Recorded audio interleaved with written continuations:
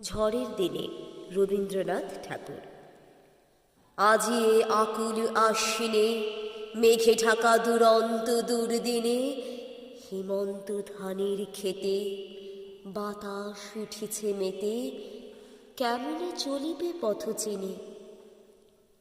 দেখিছ না ওগো সাহসিকা, ঝিকিমিকি বিদ্যুতের শিখা, মনে ভেবে দেখো তবে, এ ঝড়ে কি বাধা রবে করবীর শেফালি মালিকা। আজিকার এমন ঝঞ্ঝায় নূপুর বাঁধে কি কেহ পায়, যদি আজি বৃষ্টি জল ধুয়ে দেয় নীলাঞ্চল, গ্রাম পথে যাবে কি লজ্জায়।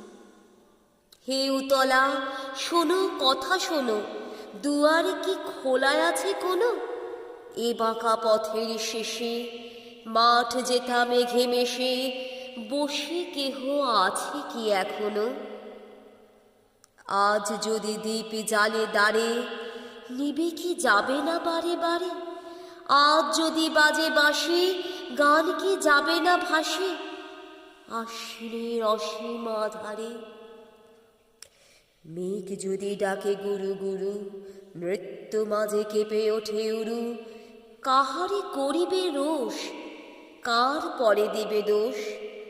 বক্ষ যদি করে দুরু দুরু, যাবে যদি মনে ছিল নাকি, আমারে মিলে না কেন ডাকি। আমি তো পথেরই ধারে বসিয়া ঘরের দ্বারে, আনমনে ছিলাম একাকী।